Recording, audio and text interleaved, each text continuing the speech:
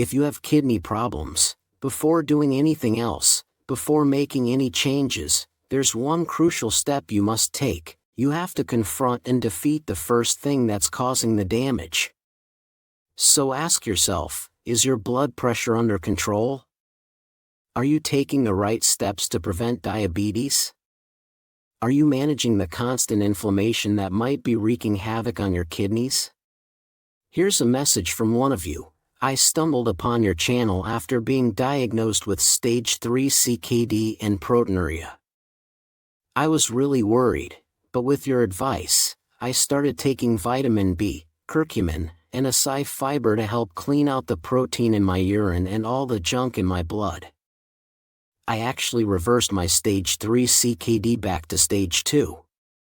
My first doctor told me there was no way to improve with CKD, but guess what? I just got a blood test back, and my GFR is over 60. Thank you so much for sharing that with us. This is a story of determination, a story of triumph. Because this person did something truly incredible, not just because I think his name is Luke, but especially because Luke proved his doctor wrong. Now his GFR is over 60, and do you know what that means? That means his kidneys are back in action, filtering toxins from his blood like they're supposed to. But here's the big question, how did this man pull it off? I believe it's because he faced the root cause of his kidney disease head-on. Naturally, he didn't just manage symptoms, he targeted what was actually causing the damage, which in his case was proteinuria. But for you, it could be something else. So I'm going to show you exactly how to do what he did. I'll show you the 10 most effective ways to beat what's causing your kidney disease, whether it's proteinuria, diabetes, high blood pressure, cholesterol, or inflammation disrupting your kidneys. To start, let's talk about a type of tea that works wonders for proteinuria. In my opinion, proteinuria, albumin in the urine, is the line that separates people who are going to improve from those who are basically sending their kidneys a heartfelt goodbye card. But don't panic, there's still hope, and it starts with a simple method. Number 10 on today's list, cordyceps tea. This is something I've recommended as a supplement to many patients, especially, but not only, those with proteinuria. The reason this tea helped Luke and so many others is pretty simple. According to the Cochrane Library, which is basically the Bible for science lovers like us, cordyceps preparations significantly reduce serum creatinine, and cordyceps is also incredibly powerful when it comes to stopping proteinuria. So it's no surprise that you'll want to start taking this supplement as soon as possible. But Luke didn't stop at supplements. He took it a step further and decided to brew cordyceps tea. Maybe he was inspired by the secret scientific recipe. Of course, there's a scientific way to make this tea. Why just boil water when you can write a 30-page dissertation about it, right? First, you want to find a reliable source for your cordyceps fruiting bodies. You don't need to hike through the Himalayas to find them, Amazon has you covered, and so do most Asian markets. Once you've found your cordyceps, what we want to do is place 5 or 6 bodies into 250 milliliters of boiling water. Keep the water at a high boil for 1 minute. After 1 minute of boiling, turn the heat to the lowest setting, cover it with a lid, and let it simmer for another 15 minutes. Studies have concluded that the best way to steep dried mushrooms is for 15 minutes with the lid on. Longer steeping times can degrade the compounds, while shorter times won't extract enough. This amount will make a strong 8-ounce cup of tea, but you can be flexible with the water volume and increase it if needed. Serve and enjoy your freshly brewed cordyceps tea, ideally after breakfast and lunch. And remember, never throw away the fruiting bodies. They're rich in unique and powerful compounds like ergosterol, a provitamin form of vitamin D, and cordycepin, known for its antioxidant and anti-inflammatory properties, along with other vitamins and minerals. Next up is number 9, another method for proteinuria. But what could possibly be more effective than cordyceps? Vitamin D. Especially if you're deficient in what I like to call the kidney vitamin. If your levels are low, your kidneys are crying for help, and your proteinuria is laughing in your face. Honestly, I've said this a million times, but some people still don't get it. Check your vitamin D levels, especially if you have high albumin levels. Depending on your stage of CKD, PTH, and phosphorus levels, a regular supplement might not be enough. You may need something stronger, like a form of vitamin D such as calcitriol or alpha-calcidiol. Another reason you don't want to miss out on this crucial vitamin is because vitamin D is actually very helpful for high blood pressure. In fact, if your vitamin D levels are too low, you can expect that ACE inhibitors and ARBs won't work as well as they should, but the unpleasant side effects will still show up. So at the very least, you won't feel like those pills are doing nothing. Speaking of blood pressure, let's move on to natural solutions to keep those numbers in check. I know what you're thinking, I'm already on a long list of medications for this. Do I really need natural solutions too?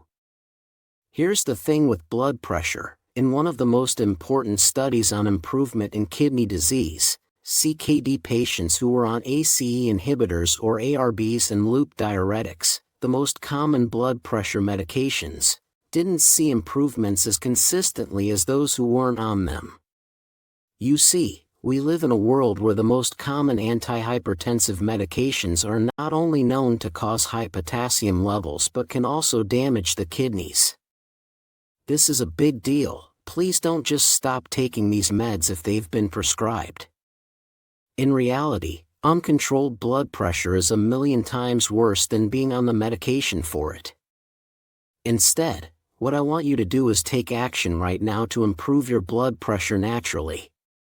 Number 8 on today's list is something that really helps with blood pressure: your lifestyle choices. Did you know that regular exercise is the only thing in the world that can lower blood pressure even in people who no longer respond to medications? Think about that for a second. Someone could be on multiple blood pressure meds that are no longer working and could still save their heart and kidneys by walking briskly for 30 minutes a day. But make sure that person isn't you. Exercise is more powerful than pills. And the only other thing that's just as powerful as exercise is number 7, maintaining a healthy weight. Next is number 7, a supplement that few people associate with lowering blood pressure but can actually help a lot: coenzyme Q10. Now, coenzyme Q10 is incredibly powerful when it comes to protecting the kidneys, and studies report that it can lower blood pressure by up to 17/10 millimeters of mercury, which is amazing. But you see, coenzyme Q10 is also an extremely potent antioxidant, and if you're deficient in this nutrient, your kidneys will suffer. Why does this matter, you ask? Here's a fun fact: many people are deficient in coenzyme Q10, especially if they're over 50 or are taking statins or beta blockers. It's like a cruel joke from the universe. Just when you need it most, your body decides to stop making it. So, if you're in the 50+ club or you've got a prescription for statins or beta blockers, it's time to consider a coenzyme Q10 supplement. And pro tip: always take your coenzyme Q10 supplement at the same time as your Brazil nuts for selenium. These two antioxidants are known to enhance each other's absorption. Next, let's talk about a highly underrated cause of kidney damage. Number 6 on the list is a treatment for inflammation.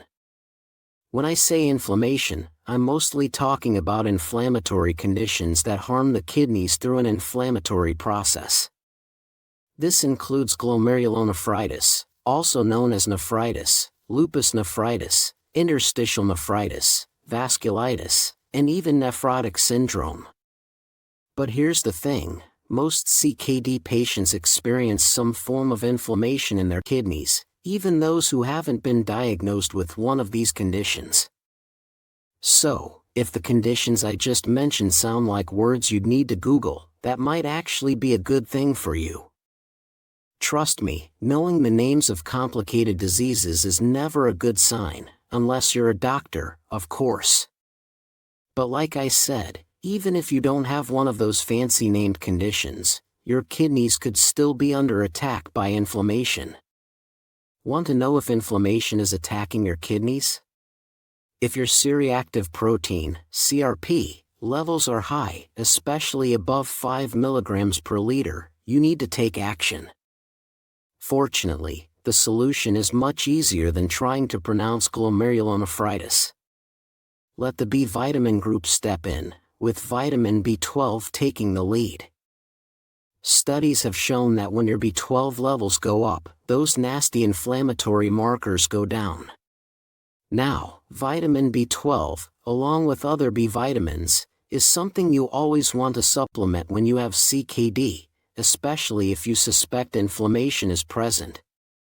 But don't just grab a regular multivitamin, use one specifically designed for people with kidney disease, such as Renovite or Nephrite.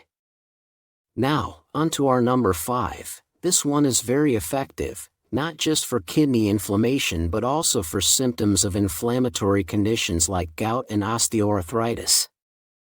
Number 5 is curcumin, the active compound in turmeric. I always recommend adding a little turmeric and pepper to your meals or using a supplement. The main reason is that curcumin has been linked to lowering creatinine levels in CKD patients. This molecule is extremely effective in protecting the kidneys, not just because it fights inflammation. Curcumin is like a natural anti-inflammatory drug, but instead of harming the kidneys like pharmaceutical ones, it has actually been shown to help repair certain cells inside your organs. This molecule is incredibly powerful for kidney health. Is that why the FDA is trying to ban it? If you want to know why the FDA is still trying to ban curcumin, check out my latest video. But before you start sprinkling turmeric on everything from your morning oatmeal to your evening wine, there's a catch.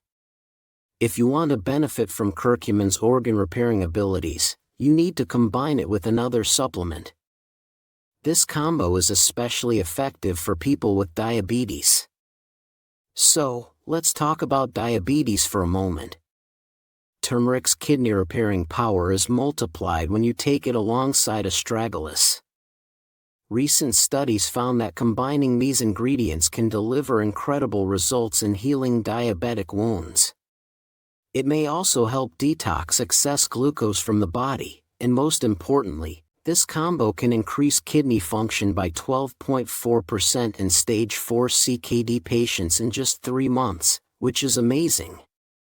Now, diabetes is the most common cause of kidney disease, and it must be approached holistically. If your goal is to beat kidney disease, you'll also want to follow the right lifestyle and diet. That's why our number 3, my top recommendation for type 2 diabetes, is weight loss. Remember, diabetes is caused by visceral fat, the fat that builds up around your organs, preventing your pancreas from producing enough insulin and stopping other cells in your body from using that insulin. But most medications only manage the symptoms of diabetes, not its root cause. In fact, unless you can directly target this visceral fat through exercise, diet, and lifestyle changes, your best bet is to simply slow the damage diabetes causes. And remember what I said about exercise and blood pressure? That even in people with resistant hypertension, exercise can still lower blood pressure? The 2 worst enemies of your kidneys can be beaten just by moving more. But there's one more condition that can be even better controlled with this important lifestyle change. I'm talking about high cholesterol. Many CKD patients tend to underestimate the dangers of cholesterol. I don't blame them, they already have a lot of other health issues to deal with. But let's be honest, Cholesterol is like the forgotten middle child of kidney disease, ignored until it's too late. Don't let it turn your arteries into plaster, okay? That's why our number 2 is phytosterols. This is the supplement I'd recommend for cholesterol, also known as plant sterols and stanols. These are plant-based compounds, natural substances that compete with and block the absorption of cholesterol in the gut during digestion. You might have heard of it under the brand name Clista, but there are many other brands offering the same high-quality supplement for a lower price. These supplements can really help with cholesterol. Just 2 grams of phytosterols a day can reduce bad cholesterol levels by 8 to 10%. Now, it's time for our number 1. The best method for cholesterol is oatmeal. Oats are rich in beta-glucans, and just by enriching bread with rolled oats, the authors of this study observed an 11% reduction in total cholesterol among participants.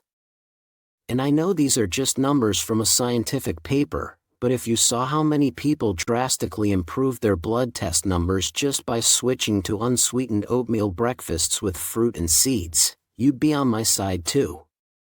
Oats can lower blood pressure, reduce cholesterol, control blood sugar, and keep your digestion working well.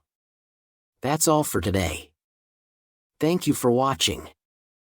God bless you all. Goodbye.